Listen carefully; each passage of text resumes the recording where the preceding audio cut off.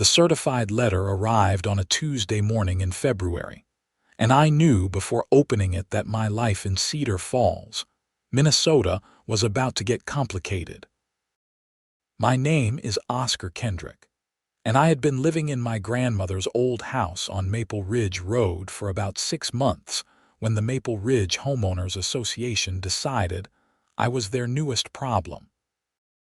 The house itself sat on 3 acres at the edge of what used to be farmland before developers carved it up into a planned community back in 2003. My grandmother had owned the property since 1967, long before anyone thought Cedar Falls would expand this far north. I tore open the letter and scanned the contents. The HOA board, specifically President Deborah Patterson, was demanding that I shovel the community sidewalks along the front of my property within 24 hours or face a $500 fine. The letter was filled with references to community standards, property values, and my obligation as a homeowner in the Maple Ridge community. The problem was simple. I was not part of the Maple Ridge HOA, never had been, never would be. When my grandmother passed away last August, she left me her house and the surrounding land. The property had been in our family for nearly 60 years, grandfathered out of the HOA when the development went up. The developers had tried to buy her out multiple times, offering increasingly absurd amounts of money, but she refused every single offer. She liked her peace and quiet, and she sure as hell was not going to let anyone tell her what color she could paint her shutters. I called my lawyer, a patient man named Robert Chen who had handled my grandmother's estate. "Rob, I got another letter from the HOA. What is it this time?" He sounded tired already. "They want me to shovel the community sidewalks, threatening fines." "Oscar, we have been over this. You are not part of their HOA. They have no authority over your property." "I know that. You know that. They apparently do not know that," Rob sighed. "Send me a copy of the letter. I will draft a response reminding them of your property status." Again. This was the 4th letter in 3 months. The first had demanded I remove my truck from view of the street because it was an eyesore. My truck was a perfectly good 2019 Ford F-150 that I used for my contracting business. The second letter complained about my grass being too long in December, which was insane because grass does not grow in a Minnesota winter. The third letter had ordered me to repaint my house to match the community color palette. That one had actually made me laugh out loud. I walked outside to look at the sidewalks in question. A solid 8 inches of snow had fallen over the past 2 days, and yes, the sidewalk along Maple Ridge Road was buried. But here is the thing. That sidewalk was not a community sidewalk. It ran along my property on my land, installed by the county back in the 1990s as part of a road improvement project. I had no legal obligation to maintain it, though I usually did just to be neighborly, usually. But not today. My phone rang 20 minutes later. Unknown number with a local area code. "Hello, Mr. Kendrick," a woman's voice sharp and nasal. "This is Deborah Patterson, president of the Maple Ridge HOA board. I know who you are, Mrs. Patterson. I am calling about the sidewalk situation. We need that cleared immediately." "It is a safety hazard. Mrs. Patterson, as my lawyer has explained multiple times, I am not a member of your HOA. I have no obligation to follow your rules." "That is absurd. You live in Maple Ridge. Everyone in Maple Ridge is part of the HOA. Everyone except me. My property predates your development by about 40 years. I do not care about technicalities. You need to be a team player. This is about community standards and property values." I pinched the bridge of my nose. "I am not having this conversation again.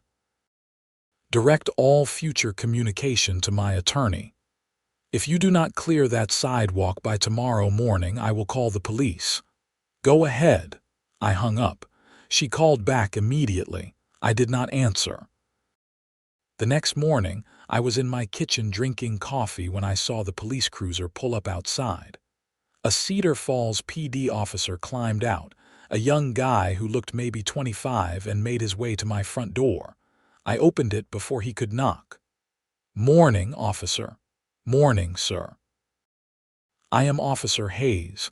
We received a complaint about an uncleared sidewalk on your property. Come on in. It is freezing out there." I stepped back and let him inside. "Want some coffee?" "I am all right, thank you." He looked uncomfortable. "Sir, I need to inform you that there is a city ordinance requiring property owners to clear sidewalks within 24 hours of snowfall. I am aware of the ordinance.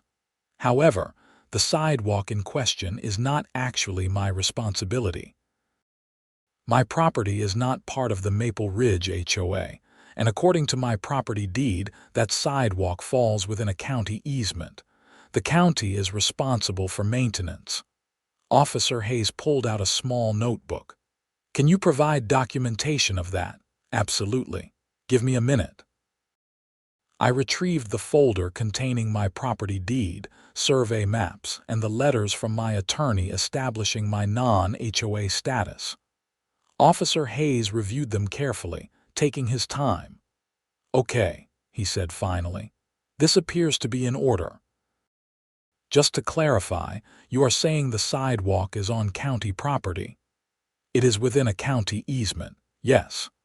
When they widened Maple Ridge Road in 1996, they installed sidewalks along the entire stretch. The easement puts the sidewalk technically on county land, even though it runs along my property line." "Got it." He closed his notebook. "I will include this in my report. I do not see any violation here." "Thanks, officer. I appreciate you being reasonable about this." He nodded. "For what it is worth, we get a lot of calls from HOA boards. Most of them are not police matters. Have a good day, sir." I watched him walk back to his cruiser, stop to talk briefly with someone, and then drive away. The someone was Deborah Patterson, standing next to a silver Lexus, her face red with either cold or anger. Probably both. She marched up to my door and pounded on it. I considered not answering, but figured I might as well get this over with. "Mrs. Patterson." The officer said you are refusing to comply with city ordinances. The officer said no such thing. He reviewed my property documentation and determined there was no violation. "This is unacceptable. You are bringing down the entire neighborhood's property values with your negligence." "My property values are doing just fine, thanks. I will not let you ruin everything we have built here. This community has standards, and I respect that for your community, but I am not part of it." Her eyes narrowed. "We will see about that." She turned and stormed back to her Lexus, spraying slush as she peeled out. I should have seen what was coming next, but I had underestimated Deborah Patterson's determination. 3 days later, I came home from a job site to find an official notice from the county attached to my door. Someone had filed a formal complaint with the county roads department about the sidewalk, claiming it was a public safety hazard. The county was requiring me to clear it within 48 hours or face a $200 fine. I called Rob immediately. They went to the county. Who did? The HOA. Someone filed a complaint about the sidewalk, and now the county is saying I have to clear it. Forward me the notice. I will contact the county roads department and sort this out. But sorting it out took time, and the county was not as easy to deal with as the police. The roads department insisted that, regardless of the easement, the adjacent property owner was responsible for sidewalk maintenance. Rob argued that the easement specifically placed maintenance responsibility on the county. The county disagreed. "They are just trying to avoid spending money," Rob told me during one of our many phone calls. "If they can push the responsibility onto you, they will." So what are my options? We can fight it, but it will take time. Probably several months of back and forth. In the meantime, you could just shovel the damn sidewalk. It is the principle of the thing. I understand. But pick your battles, Oscar. This could get expensive. I considered his advice, but something about the whole situation bothered me. Deborah Patterson had escalated from HOA letters to police calls to county complaints in less than a week. She was not going to stop unless I pushed back. Let me do some research, I told Rob. I want to check something about the property boundaries. That weekend, I dug through my grandmother's old files in the attic. She had been meticulous about record keeping, saving every document related to the property dating back to the 1960s. I found property surveys from 1967, 1982, 1995, and 2003. I found tax records, utility easements, and correspondence with the county. And then I found something interesting. In 2003, when the Maple Ridge development was being planned, the developers had approached my grandmother about purchasing a thin strip of her land along the western edge of the property. They needed it for access to the main development. Specifically, they needed it for Ridgecrest Drive, the main road connecting the Maple Ridge subdivision to Maple Ridge Road. According to the documents, my grandmother had agreed to sell them an easement, but not the land itself. She granted them the right to build a road across her property, but she retained ownership of the land beneath it. The easement agreement specified that she and her heirs would always have the right to use the road, and that the easement could be revoked if certain conditions were not met. I read through the conditions carefully. The easement would remain valid as long as the HOA maintained the road, paid an annual easement fee to the property owner, and did not interfere with the property owner's rights or use of their primary property. I checked the bank records. No easement fee had been paid since my grandmother's death. In fact, looking back further, it appeared the HOA had stopped paying the fee in 2019, probably hoping my elderly grandmother would not notice. I called Rob on Monday morning. I need you to look at something. We met at his office that afternoon. I spread the documents across his conference table and walked him through what I had found. Rob's eyes widened as he read. Oscar, do you understand what this means? I think so, but I want to hear you say it. This means you own the land under Ridgecrest Drive. The HOA has an easement to use it, but you own it. And according to this agreement, the easement can be revoked if they do not pay the annual fee or if they interfere with your property rights. They have not paid since 2019. And they have definitely been interfering with my property rights. Rob sat back in his chair. This is significant. Ridgecrest Drive is the only road access to the entire Maple Ridge development. If you revoke the easement, the HOA would have no legal way to access the subdivision. What would happen? They would have to negotiate with you, pay back fees, stop harassing you, probably pay a substantial amount to maintain the easement going forward. Or they would have to find another access route, which would be prohibitively expensive. We are talking about acquiring new land, building a new road, dealing with environmental assessments. Millions of dollars. I thought about Deborah Patterson's face when she had stormed away from my house. I thought about the endless letters, the police calls, the county complaints. Send them a letter, I said. Inform them of the unpaid easement fees and the potential for revocation if they continue to interfere with my property rights. Rob grinned. This is going to be fun. The letter went out on Wednesday. By Friday afternoon, my phone was ringing off the hook. The first call was from Deborah Patterson. I did not answer. She left a voicemail accusing me of extortion and threatening legal action. The second call was from someone named Gerald who identified himself as the HOA vice president. He was slightly more diplomatic, suggesting we meet to discuss a resolution.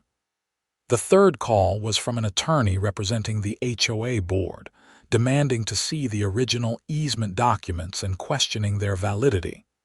I forwarded all communication to Rob and let him handle it. The following Tuesday, Rob called me with an update. They want to meet. The entire HOA board, their attorney, you and me. When? Tomorrow night, 7 p.m. at the community center in Maple Ridge. I will be there.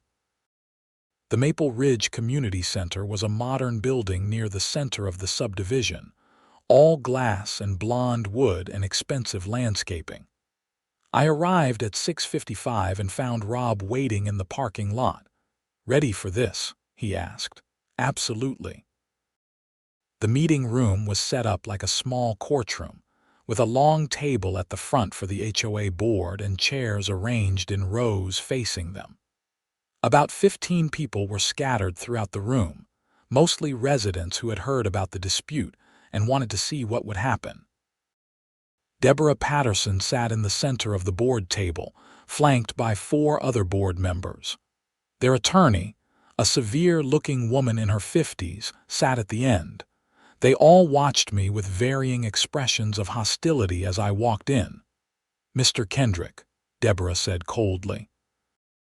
"Thank you for joining us, Mrs. Patterson." I took a seat in the front row. Rob sat beside me, placing his briefcase on the floor. The HOA attorney spoke first.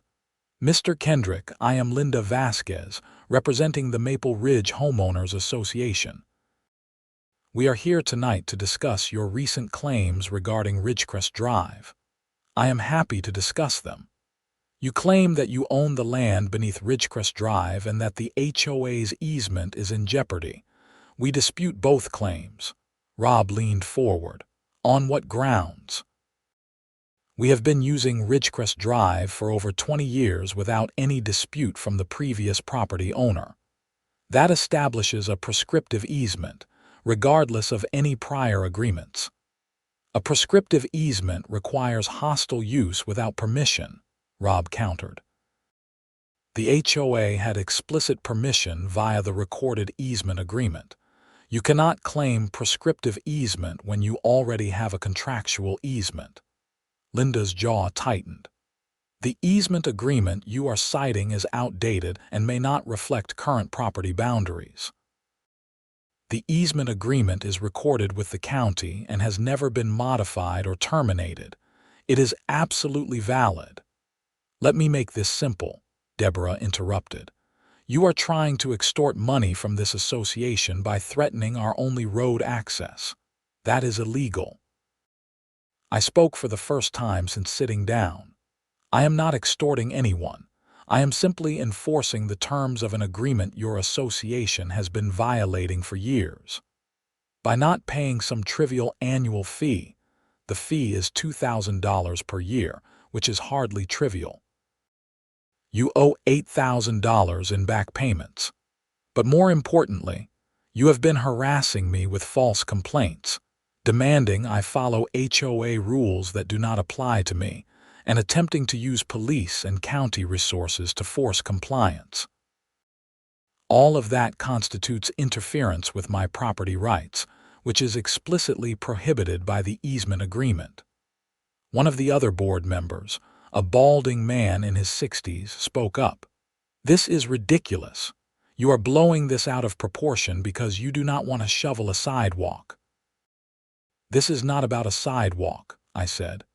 "This is about respecting property rights and honoring legal agreements.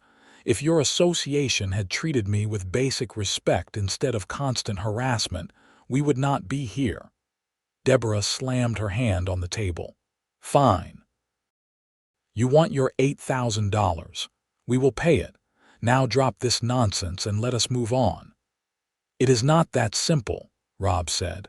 "The easement agreement allows for revocation if the HOA has interfered with the property owner's rights. My client has grounds to revoke the easement entirely." The room erupted. The board members started talking over each other, the residents began murmuring, and Linda Vasquez held up a hand for silence. "Let's all calm down," she said.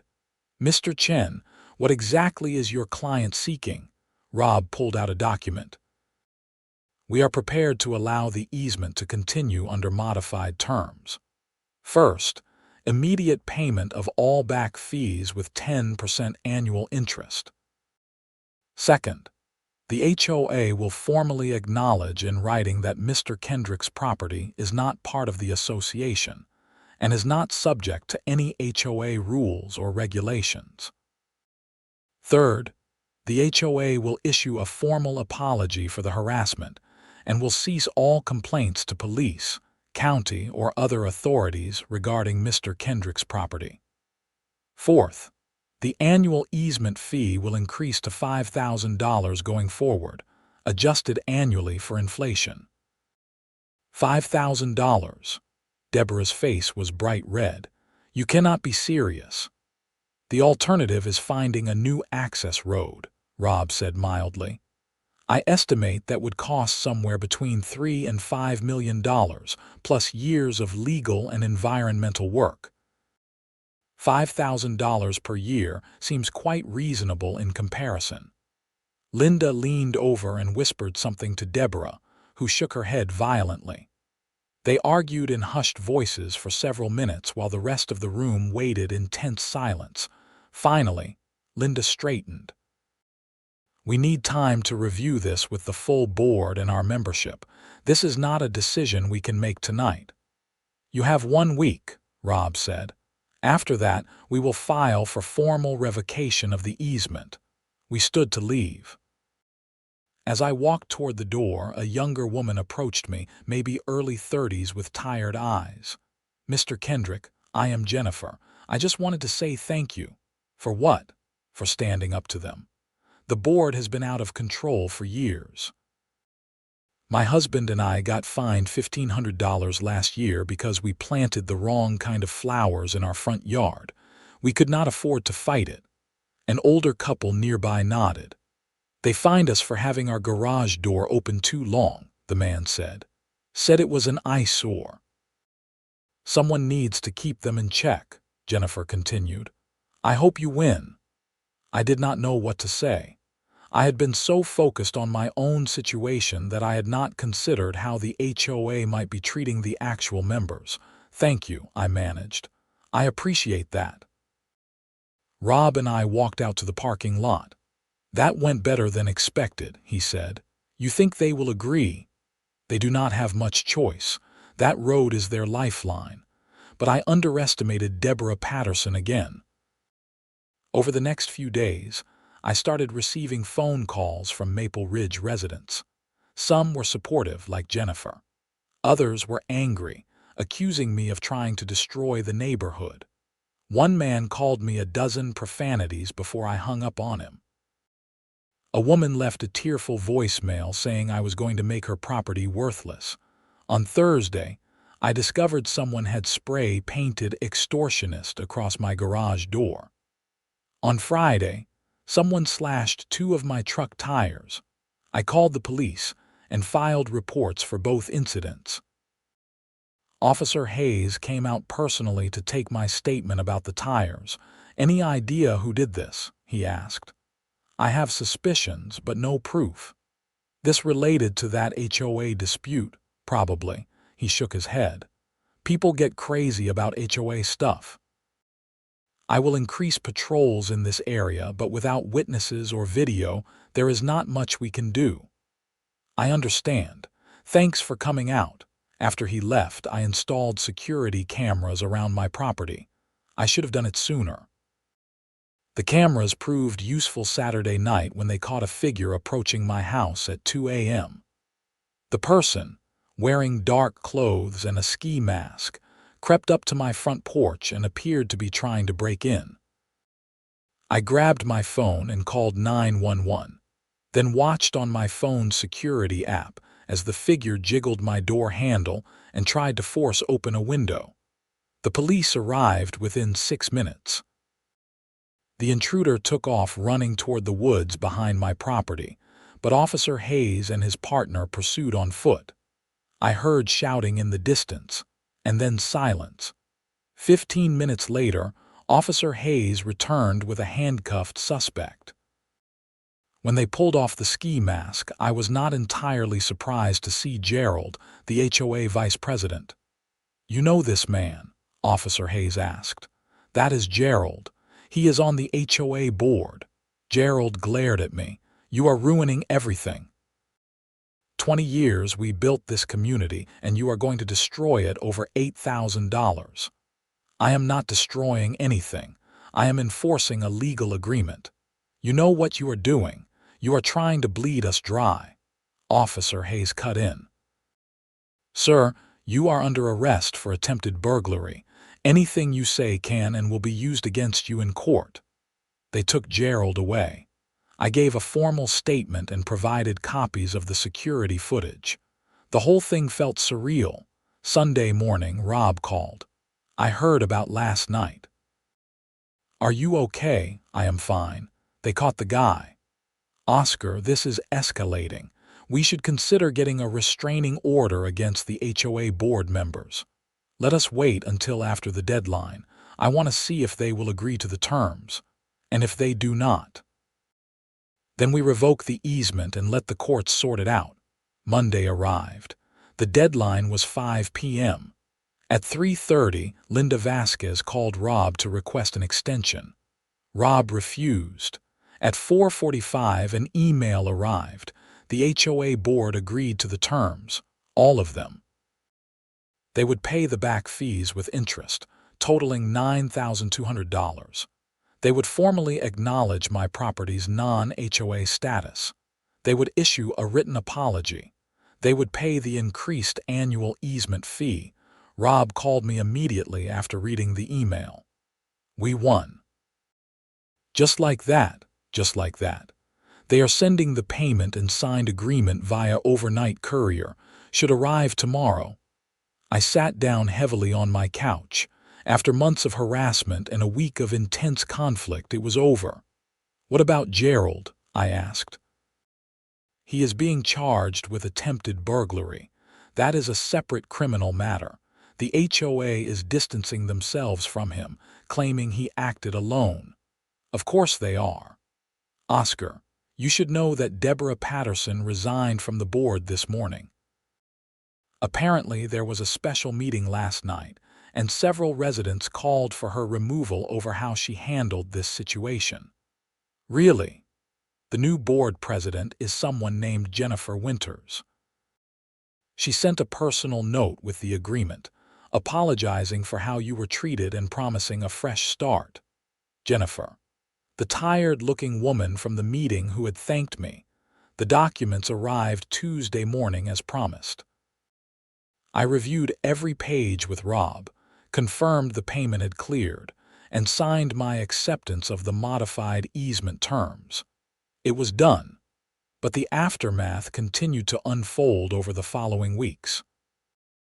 Gerald pleaded guilty to attempted burglary and received 2 years of probation plus community service. Deborah Patterson moved out of Maple Ridge entirely, selling her house in early March. The new HOA board, led by Jennifer Winters, implemented significant reforms to how the association operated, including an appeals process for fines and term limits for board members. Several residents reached out to thank me. Others never spoke to me again, apparently still believing I had tried to extort their association. I did not lose sleep over it. In late March, Jennifer called me personally. "Oscar, this is Jennifer Winters from the HOA board." "Hi, Jennifer. What can I do for you?" "I wanted to update you on some changes we have made. We have been reviewing old fines and complaints under Deborah's administration, and we have found a lot of problems. Unjustified fines, inconsistent enforcement, personal vendettas. It was bad. I am not surprised. We are refunding over $60,000 in questionable fines to various residents. We have also revised our CC and Articus to be more reasonable. I wanted to thank you personally. If you had not stood up to Deborah, she would still be running this place like a tyrant." I was just protecting my property rights. Maybe, but you helped a lot of other people in the process. If you ever need anything from the association, please let me know. Actually, there is one thing. Name it. That sidewalk along Maple Ridge Road. I know it is technically not my responsibility, but I would not mind helping keep it clear if the association wants to put together a volunteer maintenance rotation. Neighborly cooperation, you know, Jennifer laughed. I think we can arrange that. Thank you, Oscar. After we hung up, I walked outside to look at the property. Spring was coming to Minnesota, and the snow was finally melting. The 3 acres my grandmother had fought so hard to protect were still intact, still independent, still free from the kind of petty tyranny that had nearly consumed them. I thought about calling my parents to tell them the full story. They lived in Arizona now, retired and enjoying the warmth, and they had worried when I told them about the HOA troubles. My dad had wanted me to sell the property and move somewhere easier, somewhere without complications. But this property was not about being easy. It was about standing firm when people tried to push you around. It was about knowing your rights and defending them. It was about honoring the legacy of a stubborn old woman who refused to let developers bully her into giving up her land. I pulled out my phone and called my parents. My mom answered on the second ring. "Oscar, how are you, honey?" "I am good, Mom, really good. I wanted to tell you the HOA situation is resolved." "Oh, thank God, your father and I have been so worried. What happened?" I settled into a porch chair and walked her through the whole story. The harassment, the police calls, the discovery of the easement, the confrontation with the board, the break-in attempt, and finally the settlement. She gasped at all the right moments and made disapproving noises when I described Deborah Patterson's behavior. "Your grandmother would be so proud," she said when I finished. "She always said that land was special, that it needed someone strong to protect it. I wish I could tell her about this." "She knows, honey. Wherever she is, she knows." We talked for another 20 minutes about family news and their plans to visit in the summer. After we hung up, I sat on the porch watching the sun set over the property. A car pulled into the Maple Ridge development, driving down Ridgecrest Drive, the road that crossed my land. The driver waved as they passed. I waved back. Things had changed since that first letter arrived back in February. The hostile relationship with the HOA had transformed into something resembling mutual respect. I was not part of their association, but I was not their enemy either. We had found a way to coexist, to respect boundaries while maintaining neighborly relations. The next morning, I drove into Cedar Falls to meet Rob for lunch. He had some final paperwork for me to sign, documents that would be recorded with the county to formalize the modified easement agreement. We met at a diner called Sally's Kitchen, a local institution that served the best pancakes in Minnesota. Rob was already in a booth when I arrived, a stack of papers beside him. "Morning, Oscar. How is life treating you?" "Pretty good. No more angry phone calls, no more vandalism." "It is almost boring." "Boring is good. Boring means people are respecting your rights." We ordered coffee and breakfast while Rob walked me through the documents. There were a lot of them, full of legal language and formal descriptions of the property boundaries and easement terms. I signed where he indicated, initialing pages and dating everything. "That is the last of it," Rob said finally, gathering the papers back into his briefcase. "Congratulations, Oscar. You successfully fought off an HOA and won. Could not have done it without you. Sure you could. You had the documentation and the legal standing. I just helped present it. Still, I appreciate everything you did." Our food arrived and we ate in comfortable silence for a few minutes. Then Rob said, "I have been meaning to ask you. What made you decide to fight instead of just complying with their demands?" I thought about it. Honestly, at first it was just frustration. I was tired of being told what to do with my own property. But then I found those easement documents and it became about something bigger. It was about holding people accountable when they abuse power. Deborah Patterson thought she could bully me because I was one person against an entire association. She thought I would just give in to avoid the hassle. But you did not.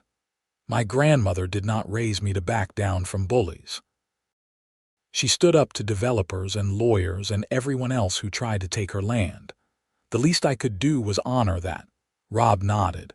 Your grandmother sounds like she was quite a woman. She was, tough as nails and twice as sharp. She used to tell me that property rights are fundamental.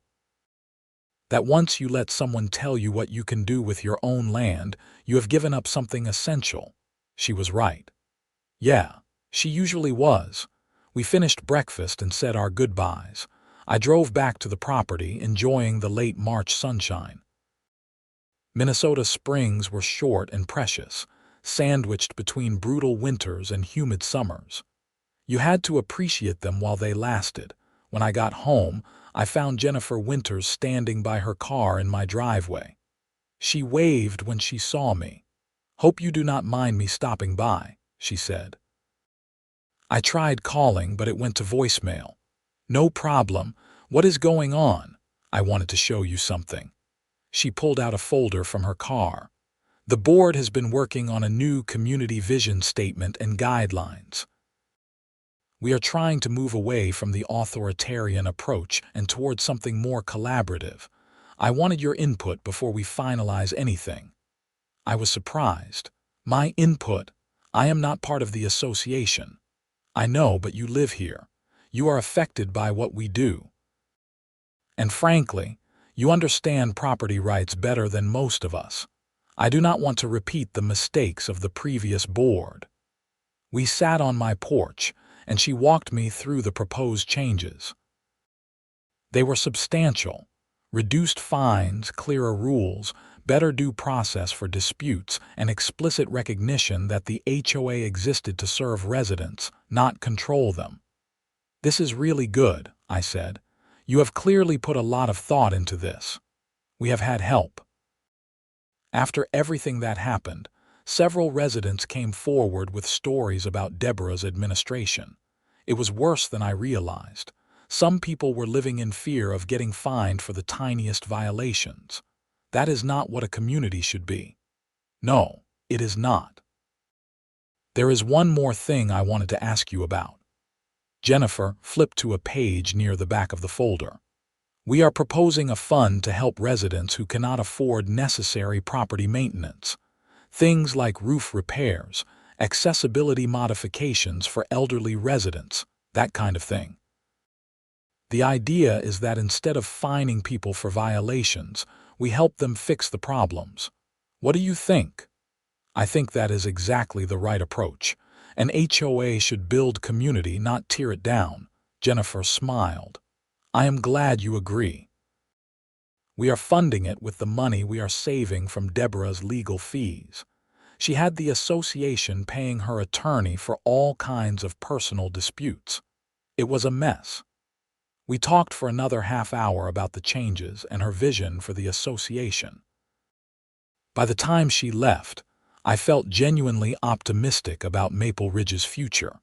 April brought warmer weather and the start of my busy season. As a contractor, spring meant everyone suddenly remembered all the projects they had been putting off during winter. I had jobs lined up through June: deck repairs, bathroom renovations, a kitchen remodel, and 2 new construction projects. The work was good and the money was better. My grandmother's house was paid off, which meant I could save most of what I earned. I was thinking about expanding my business, maybe hiring an assistant or apprentice. One Thursday afternoon, I was working on a deck repair in downtown Cedar Falls when I got a call from an unknown number. I almost did not answer, still wary after the HOA mess, but something made me pick up. "Is this Oscar Kendrick?" A man's voice, professional and polite, speaking. Mr. Kendrick, my name is Thomas Wright. I am a reporter with the Cedar Falls Chronicle. I am working on a story about HOA reforms in Minnesota, and your situation with the Maple Ridge Association has come to my attention. Would you be willing to speak with me? I hesitated. I am not sure there is much to say. The issue has been resolved. I understand, but I think your story illustrates some important points about property rights and HOA governance. From what I have learned, you successfully challenged an overreaching HOA board and prompted significant reforms. That is newsworthy. Let me think about it. Can you send me some information about what you are working on? Of course. I will email you this afternoon. True to his word, Thomas sent a detailed email explaining his story angle. He was writing about a trend of HOA reform across Minnesota, driven by residents pushing back against excessive rules and fines. He had already interviewed several people and wanted to include my perspective. I talked it over with Rob, who thought it was a good idea. It might help other people in similar situations, he said. Show them they have options. So I agreed to the interview. Thomas came to my house the following Monday. He was younger than I expected, maybe 30, with dark-rimmed glasses and a notebook covered in coffee stains. Thanks for agreeing to this, he said as we sat on my porch. I promise I will be respectful of your privacy. I appreciate that. He asked about the timeline of events, the various complaints and escalations, the discovery of the easement and the final resolution. I walked him through everything, trying to be fair to both sides while being honest about what had happened. What surprised you most about this whole experience? Thomas asked. How quickly things escalated. I thought it would be a minor dispute that we could resolve through simple communication. Instead, it turned into this legal battle with criminal charges and a board president resigning. It got out of control fast. Do you think the outcome would have been different if you had not discovered the easement agreement? Probably. I might have just given in, moved somewhere else. It is hard to fight an HOA when they have resources and lawyers, and you are just one person trying to live your life. But you did fight. Why? I looked out across the property. Because my grandmother taught me that some things are worth fighting for. Property rights, personal freedom, the ability to live on your own land without someone constantly telling you what to do. She fought for those things her entire life. I was not going to dishonor her memory by giving up. Thomas wrote that down, his pen scratching across the paper. One more question. What advice would you give to someone facing a similar situation with their HOA? Document everything. Know your rights. Get a good lawyer. And do not be afraid to stand up for yourself, even when it is hard. Most bullies back down when you show them you are serious. The article ran 2 weeks later, front page of the Cedar Falls Chronicle. Thomas had done a good job, presenting the facts fairly and including quotes from Jennifer Winters about the reforms at Maple Ridge. He had also interviewed residents from other HOAs who were facing similar issues. The response was immediate. My phone started ringing with calls from people across Minnesota dealing with their own HOA nightmares. Some wanted advice, others just wanted to share their stories. I tried to help where I could, mostly by recommending they get legal counsel and know their property rights. A few people told me I was their inspiration, that reading about my situation gave them courage to fight back against their own HOA boards. That felt good, knowing that standing up for myself had helped others do the same. By mid-May, life had settled into a pleasant routine. Work was steady, the weather was beautiful, and the HOA had left me completely alone. I shoveled the sidewalk when it made sense to do so, maintained my property, and generally lived my life without interference. One Saturday morning, I was mowing the lawn when a moving truck pulled into the vacant lot next to my property. Someone was building a new house on the edge of the Maple Ridge development, right on the boundary between the HOA land and my property. I watched as a family climbed out of a car behind the truck. A couple in their 30s with two young kids, a boy and a girl who immediately started running around exploring. The man noticed me and waved. I shut off the mower and walked over to introduce myself. "Welcome to the neighborhood. I am Oscar Kendrick." "Thanks. I am Marcus Thompson."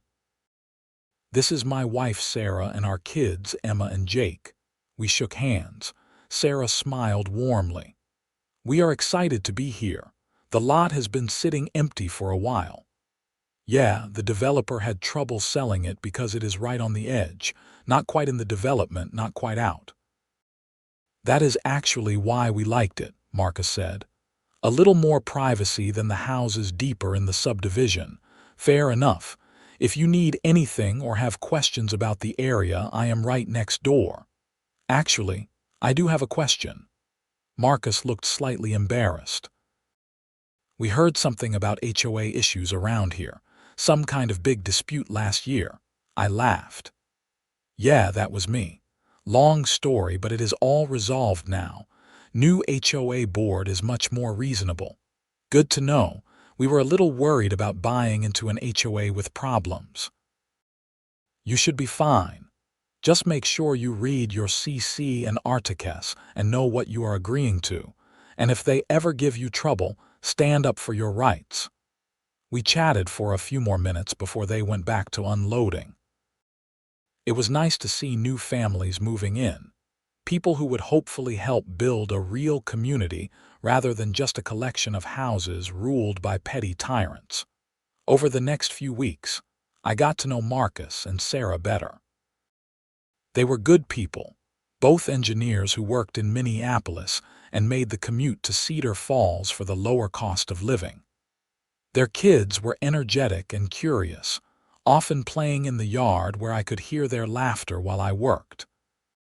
One evening in early June, Sarah knocked on my door holding a casserole dish.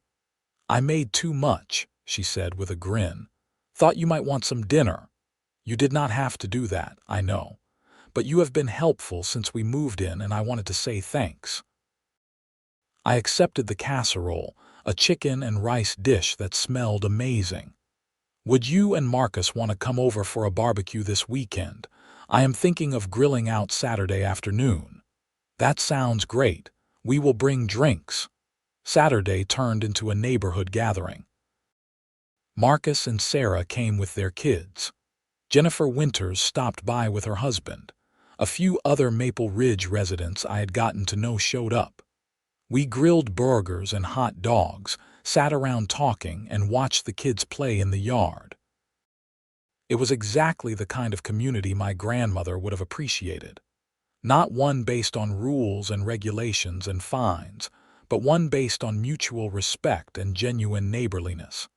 As the sun set and people started heading home, Jennifer pulled me aside. "This was really nice, Oscar. Thanks for organizing it." "No problem. It is good to see the community coming together." "It is. And it is because of what you did standing up to Deborah. You changed things here." "I just defended my property rights." "Maybe. But you also showed everyone else that they could stand up too."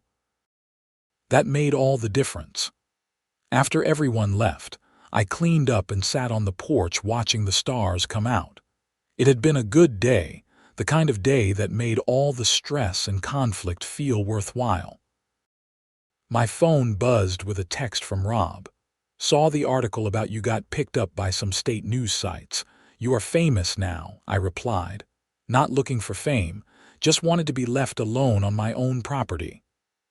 "Well, you accomplished that and then some. Drink soon to celebrate, definitely." I put the phone away and sat in the quiet evening air.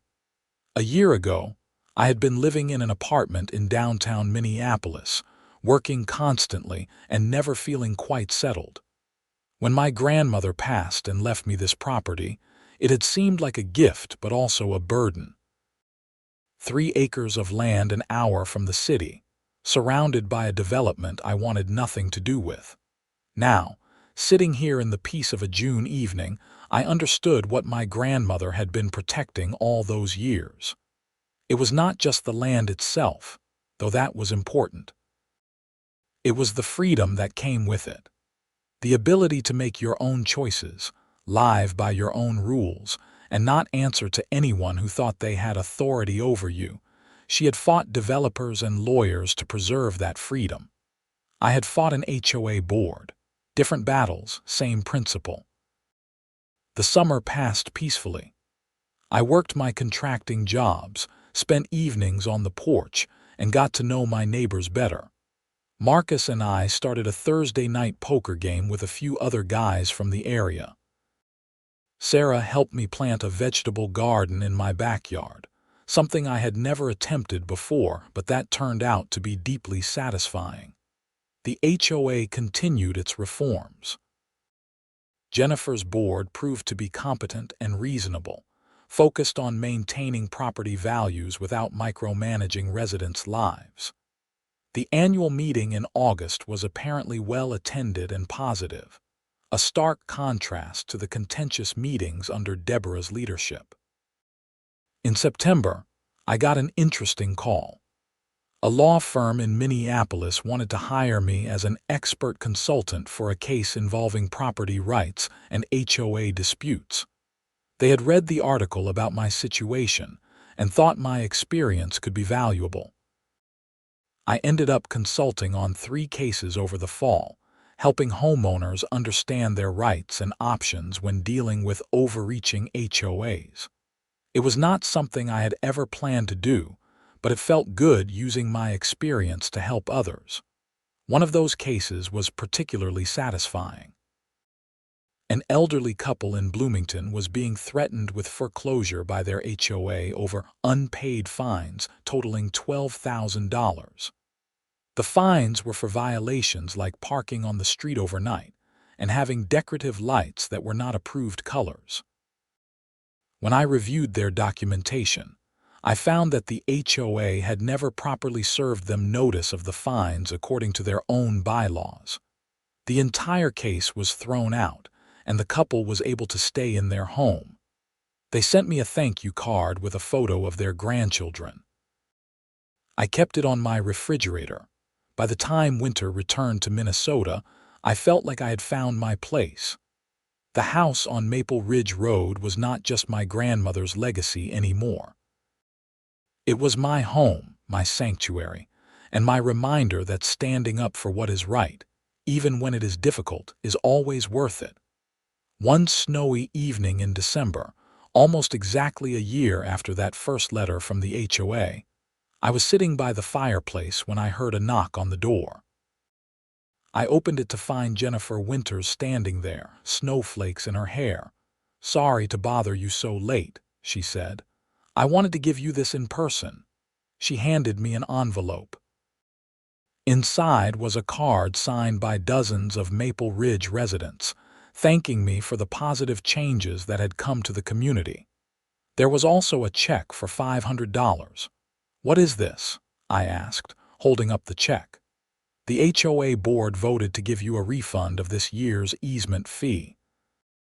We figured after everything that happened, it was the right thing to do. Jennifer, you do not have to do this, we know, but we want to. You could have made things very difficult for us, but instead you worked with us to find a solution. The least we can do is show some appreciation." I was genuinely touched. "Thank you, this means a lot." "Thank you, Oscar, for everything." After she left, I read through the card. Names I recognized and names I did not, all expressing gratitude and appreciation. It was a far cry from the hostility and harassment of a year ago. I thought about my grandmother, about her stubborn refusal to give up her land, and I smiled. She would have enjoyed this story. The underdog standing up to the powerful HOA, the discovery of the forgotten easement, the dramatic confrontation and eventual resolution. It had all the elements she loved. Most of all, she would have appreciated the principle at the heart of it. That property rights matter. That no one, no matter how official or organized they seem, has the right to push you around on your own land. That standing firm in the face of bullying is not just about winning, it is about preserving something essential. I put another log on the fire and settled back into my chair. Outside, snow continued to fall over the 3 acres that had caused so much trouble and ultimately brought so much satisfaction. The Maple Ridge development was quiet, lights glowing in windows, families settling in for the evening. Somewhere out there on the road that crossed my land, a car made its way home. The driver probably did not think about the easement or the legal battle or the property rights that made their journey possible. That was fine. They did not need to know the whole story, I knew, and that was enough. The fire crackled, warm and bright, as I sat in my grandmother's house thinking about the past year. It had been difficult and stressful and sometimes frightening, but it had also been necessary. Some battles choose you, and when they do, you have 2 options: back down or stand firm. I had chosen to stand firm, just like my grandmother before me. And in doing so, I had not only protected my own rights but helped create positive change for an entire community. That was worth more than any easement fee or settlement amount. That was worth the stress and the conflict and the uncertainty. As I sat there in the firelight, I felt my grandmother's presence, a sense of approval and pride. She had left me more than just property. She had left me a lesson about courage and principle, about knowing what matters and being willing to fight for it. I raised my coffee mug in a silent toast to her memory, to stubborn old women who refuse to be pushed around, to property rights and personal freedom, and the importance of standing your ground. Outside, the snow continued to fall on Maple Ridge Road, covering everything in peaceful white. Inside, the fire burned warm and bright, a beacon of home in the Minnesota winter. And somewhere in all of it, I found contentment. Not because the fight was over, but because I had fought it the right way, for the right reasons, and emerged with both my property and my principles intact. That was all my grandmother had ever asked: to protect what was ours, to stand up for what was right, and to never let anyone take away the freedom that 3 acres of Minnesota land represented. I had done that. And in the process, I had become exactly the kind of person she had hoped I would be. The kind who understood that sometimes the most important battles are not about money or revenge or even winning. They are about preserving something fundamental, something that cannot be measured in dollars or square footage or easement fees. They are about dignity, respect, and the simple right to live on your own land without anyone telling you otherwise. That was worth fighting for. That was worth everything. And as I sat there in my grandmother's house, warm and safe and free, I knew I would fight for it again if I had to. Because some things, once you understand their value, become non-negotiable: property rights, personal freedom, the ability to look at 3 acres of land and say, "This is mine, and no one can take it from me." My grandmother had known that truth. Now, finally, so did I.